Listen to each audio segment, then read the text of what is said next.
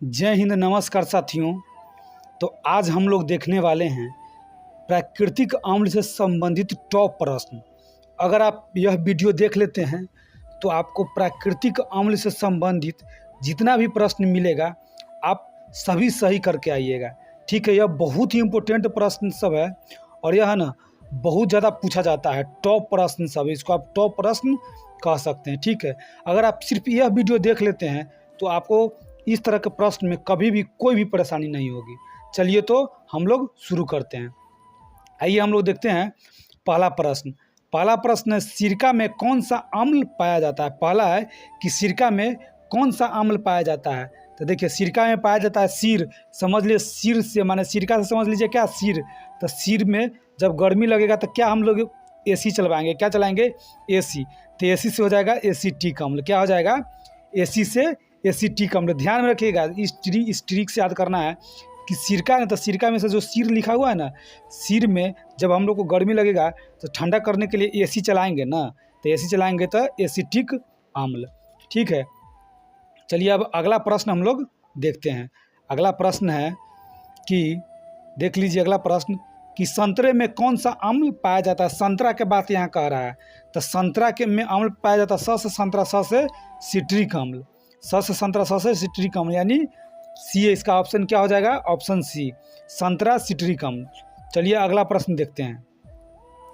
जिस तरह से संतरा में सिट्रिक अम्ल पाया जाता है उसी तरह से नींबू में कौन सा अम्ल पाया जाता है।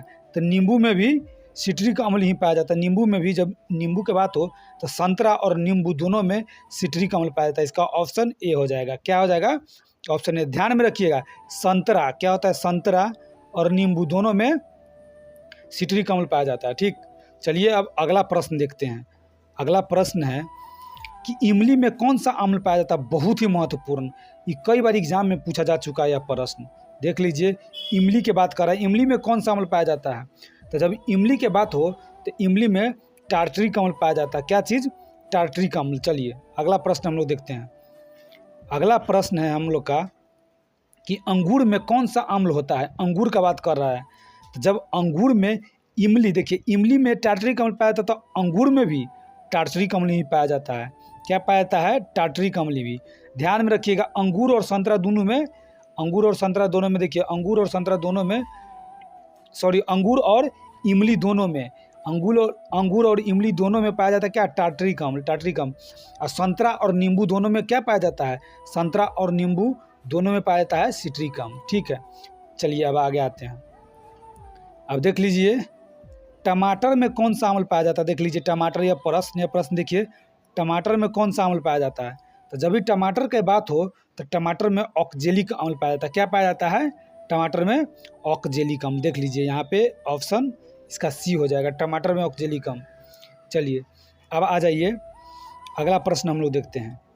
दही, देख लीजिए दही हो या खट्टा दूध में कौन सा अम्ल पाया जाता है। दही या खट्टा दूध में, जब भी दही या खट्टा दूध रहे तो आपको लैक्टिक अम्ल मार दीजिएगा, यानी खट्टा दूध, दूध यानी लैक्टिक दूध को मापा जाता है लैक्टिक से, लैक्टोमीटर से मापा जाता है ना दूध को, तो लैक्टोमीटर से लैक्टिक यानी दूध। जब दही जो है ना दूध से ही बनता है, तो ध्यान में रखिएगा दही हो या खट्टा, माने खट्टा दही हो या दूध हो, सॉरी दही या खट्टा दूध, दही और खट्टा दूध हो तो उसका कौन हो जाएगा, लैक्टिक अम्ल। ध्यान में रखिए, दूध को लैक्टोमीटर से मापा जाता है तो दूध से मिलकर ही लैक्टो से लैक्टिक समझ लीजिएगा। ठीक, आइए अब अगला प्रश्न देखते हैं। अगला प्रश्न है, यह पूछा गया है प्रश्न। ठीक, चींटी के डंक में कौन सा अम्ल पाया जाता है। देख लीजिए चींटी के डंक में कौन सा अम्ल पाया जाता है।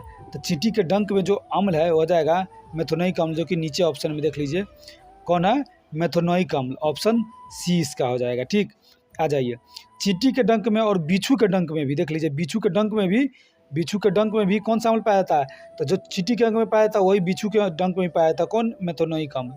कौन सा अम्ल है, मेथोनोइक अम्ल। ठीक, आइए अगला प्रश्न देखते हैं। बिच्छू बूटी जो है ना, बिच्छू बूटी मानी नेटॉल, देख लीजिए यहाँ पे, देखिए दिखाते हैं।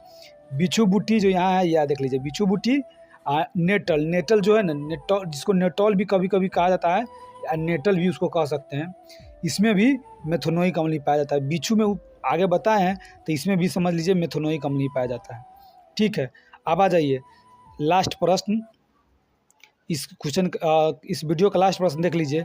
दुर्गंधयुक्त मक्खन, देखिए मक्खन की बात करें, दुर्गंधयुक्त मक्खन में कौन सा अम्ल पाया जाता है?